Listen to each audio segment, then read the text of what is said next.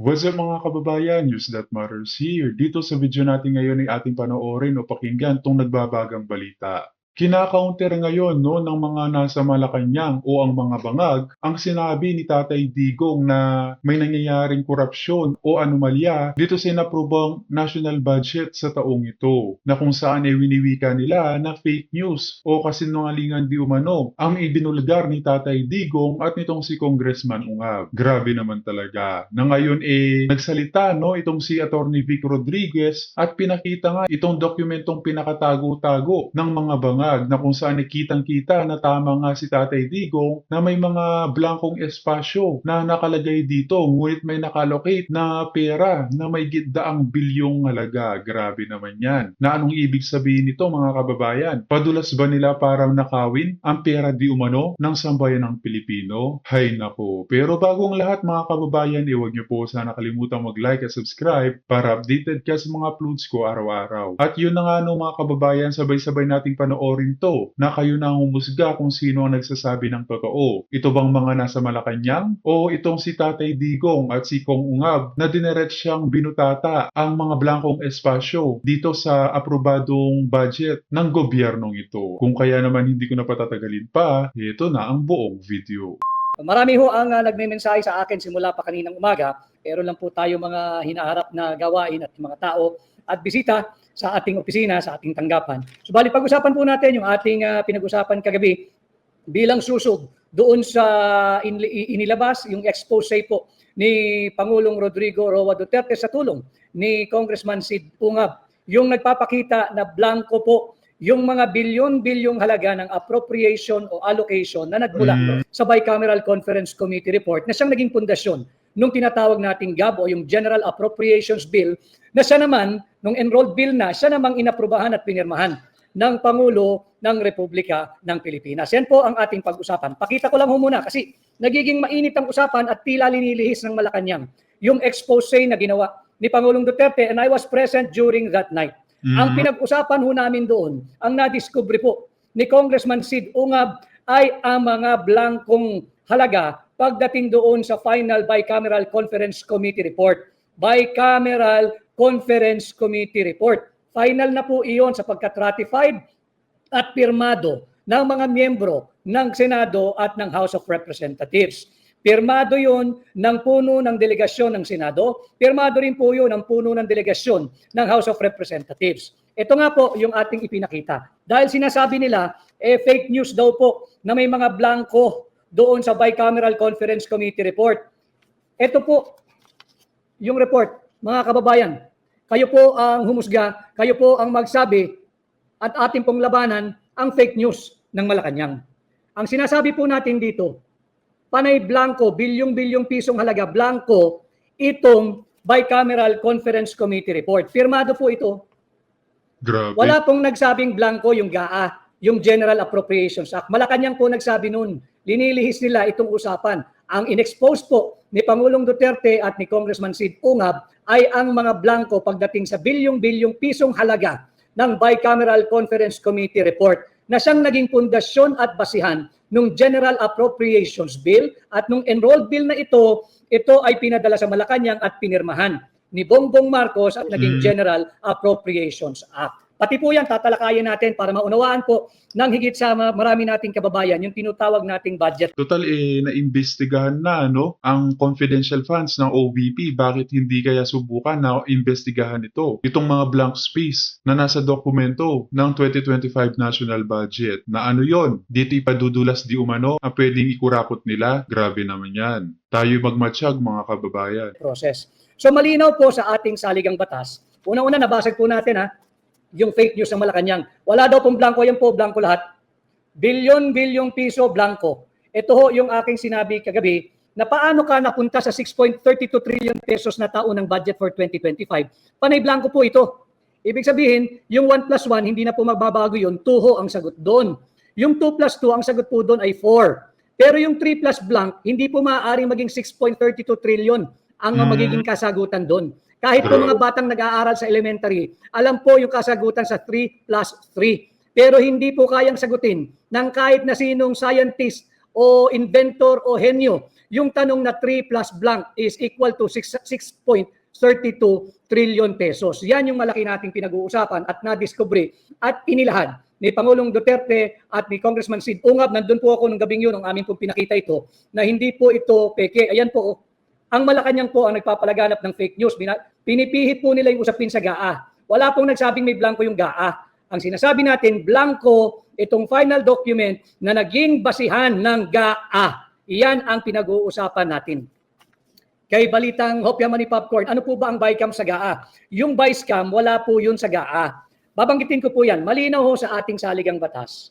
Silipin po ninyo, pakisilip po ninyo, Article 6, Section 24, that all appropriation, revenue, or tariff bills shall emanate or originate exclusively sa House of Representatives. Malinaw po yan. Yung ating mga nakasubaybay na magagaling na abogado, yung mga nag-aaral ng batas sa law schools, alam po nila yan. At pati po mga ordinaryong Pilipino, dapat po silipin ninyo yung ating saligang batas. Malinaw po sa ating saligang batas. Ayan ha mga kababayan, kung hindi pinalampas ang 125 billion confidential funds ni VP Sara, magtaka na kayo. Dito sa bilyon, no? Daang bilyon na kinukurakot di umano nila. Napalalagpasin po ba ninyo ito? O napakaingot na lang kung palalagpasin pa natin to at hindi natin kakalampagin ang administrasyon ng mga bangag. Article 6, Section 24.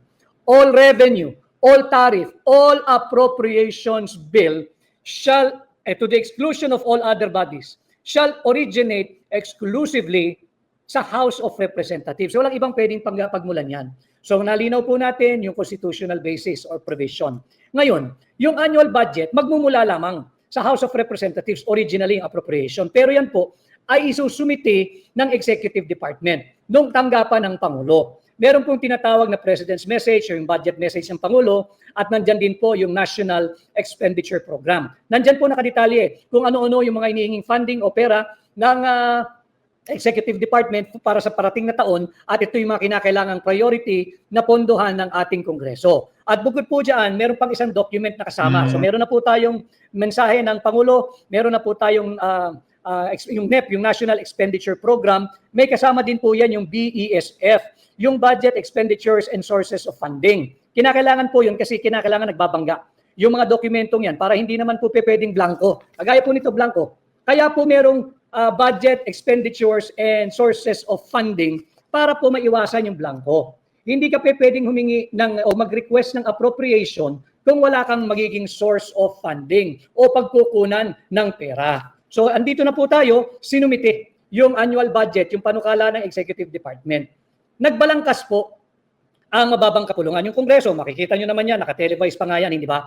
Yung sinasabi nilang, you have to defend your budget. Sa mga secretaries natin ng iba't ibang department, tumutungot po sila roon, iba't ibang bureau, iba't ibang ahensya, pati ang constitutional bodies po na tinatag ng ating saligang batas, nandiyan po yan, nagpupunta po sa Kongreso, nagpupunta po sa Senado, they are defending their budget. Talaga pong magagaling naman yung mga technocrat natin, magagaling po yan. Subalit, kahit po na-defend na nila yung kanilang budget, meron pong unconstitutional body o komite na hilig makialam. Dito po nagka-problema. Yung Bicameral Conference Committee, yung BICAM, kung tawagin natin, BICAM.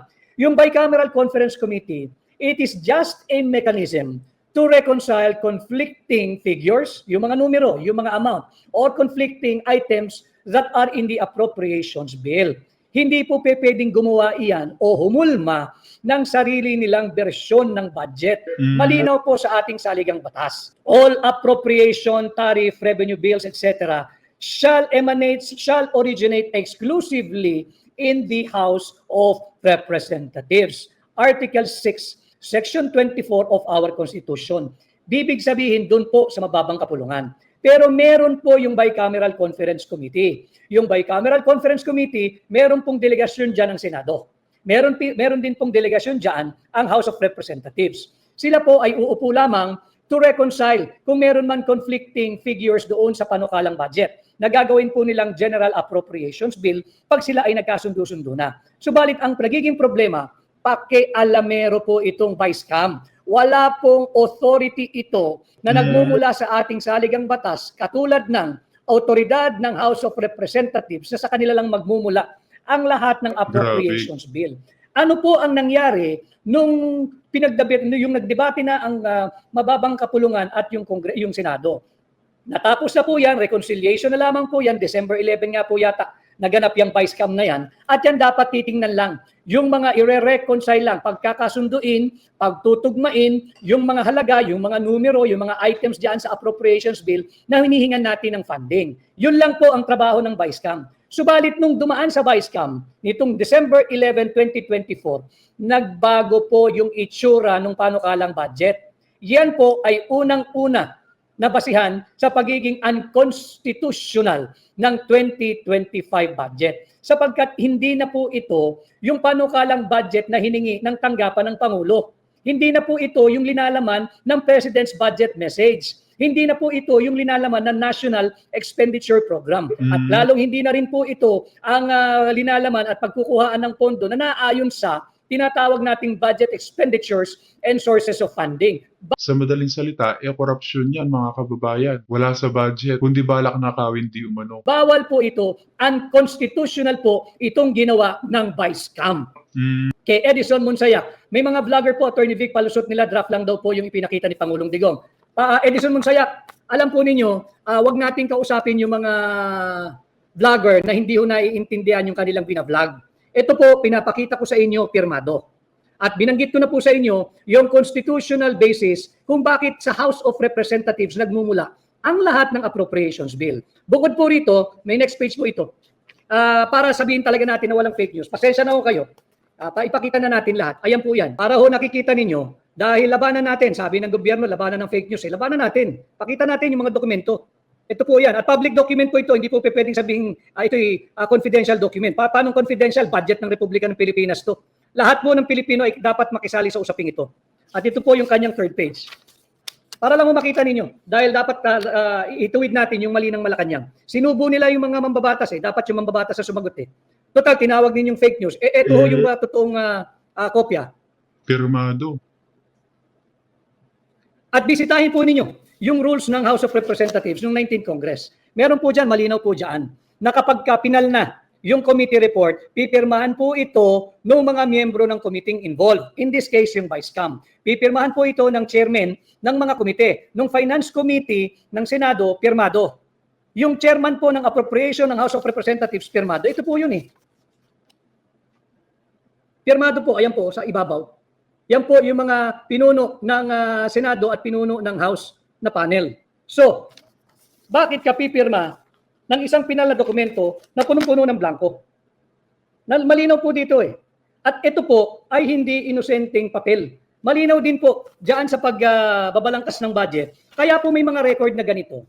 Dahil ito po ay may evidentiary value sa batas. Evidentiary value.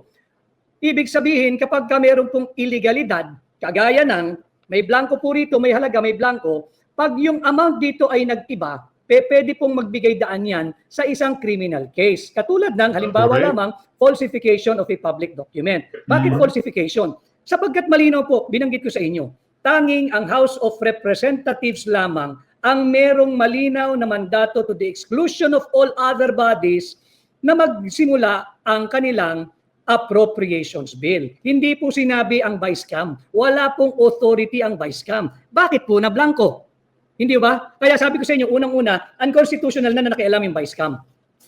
Kaya Irene, Maita, pinagluloko nila ang mga Pilipino. Salamat na lang at maraming nagmamalasakit sa bansa natin. Sinisikap ko pong pasimplehin ang usaping ito sapagkat dapat kasali ang lahat ng Pilipino rito. Importante na kayo ay makilahok sapagkat pera niyo po ito binabasag natin yung paglihis ng Malacanang dito sa ebidensyang ipinakita ni Pangulong Duterte. Wala pong fake news dito. Ito po ang linaw-linaw, kay linaw-linaw. Blanco, ang daming blanco ng final report ng Bicameral Conference Committee. Ulitin ko, napakahalagang dokumento po nito sapagkat ito ang nagiging pundasyon ng final form ng budget. Ito po yung ginagawang General Appropriations Bill. At pag ito ay pinirmahan na ng Pangulo ng Pilipinas kahit unconstitutional, immoral, unlawful, defective, ito po ay nagiging GAA, yung General Appropriations Act.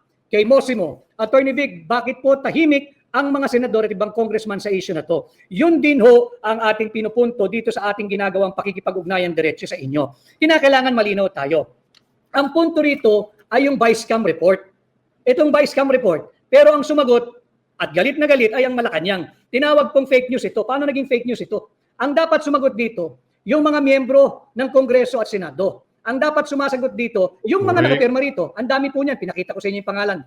Sila ang dapat nagpapaliwanag. Kagulat-gulat, katangi-tangi, ang nagsasalita ay ang Malacanang, ang tanggapan ng Pangulo. Sino-sino ba yung mga pumirbang niyan, Attorney Vic, na mga nasa Kongreso at Senado? Pwede ba naming malaman kung sino-sino ang mga ito ng ating mabutata kung bakit pinayagan nila na may mga blankong espasyo, no? Pupunta ho tayo, may tanong ho rito. Pupunta tayo mamaya doon sa sinabing layar. Ito, babasagin ho natin yung pagsisinungaling ng Malacanang at pagpapakalat ng fake news. At yan po, unconstitutional na nakikialam ang Bicameral Conference Committee. Higit po roon, ang panukalang budget po ng tanggapan ng Pangulo ay higit na mababa kumpara sa final form and final amount na ipinasa ng Bicameral Conference Committee na wala namang authority talaga. Bakit po natin sinasabing unconstitutional yan? Silipin din po uli ninyo yung ating saligang batas. Article 6, Section 25, Paragraph 1. Ulitin ko ho Article 6, Section 25, Paragraph 1. Hindi maaaring dagdagan ng House of Representatives ang halaga ang pinapanukalang taunang budget ng tanggapan ng Pangulo. Hindi nila ito maaaring palakihin, maaari nilang bawasan, pero hindi maaaring dagdagan. Unconstitutional po iyan. At ulit, dito po sa 2025 unconstitutional budget, pangalawang basihan kung bakit po unconstitutional. Higit pong bumukol yung panukalang budget ng tanggapan ng Pangulo nung ito po ay dumaan na sa Vice Cam. Itong Vice Cam na to, uulitin ko, wala pong authority ito sa ating saligang batas na pakialaman ang ating taunang budget. So dalawa na ho, yung ating basihan ng pagiging unconstitutional. Ito naman po, pag-usapan natin, yung sinasabing nagsisinungaling, sino po ang sinungaling? Blanco po yan eh. Malinaw po, blanco po yan. Ito po yung mga pumirma. Yan po yung mga pumirma. Blanco po ito. So wala pong pagsisinungaling na ginawa nung kami po ay naglahad sa sambayan ng Pilipino kasama si Pangulong Duterte at si Congressman Sid Ungab. Para lang po sa kaalaman ng sambayan ng Pilipino, si Congressman Sid Ungab ng Davao ay isang veteranong mambabatas. Ang kanyang pribadong buhay, siya po ay isang bangkero. Banker po si Congressman Sid Ungab, magaling po iyan at buo po ang integridad niyan. Siya po bilang congressman ay naging chairman din ng Kunti na lang talaga ang mga may prinsipyo, no? Ang mga may integridad na nauupo ngayon. Kamukha nila Congressman Marcoleta at Congressman Ungab. Ngunit karamihan na nun, mga buwaya na. Ay nako. Ways and Means Committee. Ways and Means. Ano po ginagawa ng Ways and Means? Si Sid Ungab, nung panahon po ni dating Pangulong Noynoy Aquino at ang speaker po niyan ay si Speaker Sani Belmonte, pagtanong po nyo, siya po ang chairman ng Ways and Means Committee. Siya po yung nagpasa ng batas na binubuwisan yung mga sin products, yung tobacco, yung sigarilyo, yung alcohol, at yung tinatawag nating mga produktong gumagamit ng mga sweetener or sweetened beverages and sweetened products. Bakit po importante nating masabi yun? Because that is a landmark piece of legislation dahil yung pera po, yung revenue na kinikita ng gobyerno mula dyan sa excise tax on tobacco, on alcohol, on sweetened food and beverages, yan po yung nagpopondo automatically sa tinatawag nating Universal Healthcare Law o mas kilala doon sa PhilHealth na siniro po ng Marcos administration ngayong taon. Yan po ang expertise ni Congressman Sid Ungab. At bukod po dyan, siya po ay nagsilbing minsan bilang Vice Chairman ng Committee on Appropriation. So maalam talaga ito pagdating sa proseso ng budgeting. At higit sa lahat, si Congressman Sid Ungab ay 2 beses naging chairman ng Committee on Appropriation. Matinong tao po ito, marangal na tao po ito. At alam niya yung kanyang mga sinasabi at alam niya ang patakaran pagdating sa tamang proseso ng paglimbag ng budget. Hindi kagaya ng member po ng Vice Cam. Ayan oo, blanco, pirmado. Magsaliksik po yung ibang nating kababayan. Malinaw po dyan. Pagka-enrolled bill, ibig sabihin, tapos na po yun eh. Ito na yung final form, ito na po yung naging basihan ng GAB, yung General Appropriations Bill. May blanco pero nakapagpagawa sila, nakahulma sila ng General Appropriations Bill. At yung General Appropriations Bill na yan, ang kakapal na muka, sinampa sa tanggapan ng Pangulo. Ang problema, kahit may nangangalampag na ang sambayan ng Pilipino na unconstitutional budget siyang pipirmahan mo, pinirmahan pa rin. Yan ang problema dito sa ating gobyerno ngayon sa ilalim ng Marcos administration. Muntakin nyo yun mga kababayan na naitatala ngayon na pinaka-worst national budget na nangyari sa kasaysayan ng bansang Pilipinas. Kaya di katakataka na may mga nangyayaring utangan, no? At mga nakawan. Kay MacTreb, ang Malacanang kasi ang naglalagay ng mga halaga sa mga blanco. MacTreb, pupunta tayo dyan. Ito na nga po yung ating pag-uusapan, yung blanco. Ang dami pong blanco. Ulitin ko, hindi pwedeng blanco po kasi ito mga kababayan. Sapagkat sinabi na nga ng saligang batas, tanging ang House of Representatives o yung mababang kapulungan lamang ang may karapatang magpasa at magmula ang lahat ng appropriations bill. Huwag na po natin pag-usapan muna yung tariff, yung revenue, hindi po yung mahalaga yun. Ang pinag-uusapan po natin yung budget, yung appropriations bill. So, sino ang naglagay ng mga halaga rito? Kung ito'y iniwan na blanco at ito po ang final na report ng BICAM, ayan po, pirmado nila eh. Pumipirma po ng blankong cheque yung mga ito. Delikado tayo rito. Kay Kikay, ayan po, panay blanco. Huwag ko kayo masyadong maniniwala doon sa napapakinggan nyo. Ayan po, pinakikita ko sa iyo blanco. Yan po, blanco. Sino ang nagpuno ng blankong ito? Again, kahit sino pa yan, ang tinatawag po natin doon sa Bicameral Conference Committee ay yung third house o yung third chamber. Mayroong lower chamber, may upper chamber. Nakialam po itong Bicameral Conference Committee, kaya tinatawag siyang third chamber. Unconstitutional po yan. At yun na nga no, mga kababayan, narinig natin itong nagbabagang balita na atin ni Atty. Vic Rodriguez. Na kayo nang musga mga kababayan kung sino ngayon ang fake news, no? Itong si PRR, di ba? At Congressman Ungab o itong mga bangag na nasa loob ng Malacanang na sila-sila na lamang nagtatakpanan ng kanilang pagnanakaw o korupsyon di umano. As always, mga kababayan, kita na lang ulit tayo sa ating next vlog. Huwag niyo po sana nakalimutan mag-like at subscribe para updated ka sa mga uploads ko araw-araw. Marami po salamat mga kababayan. Ingat and God bless.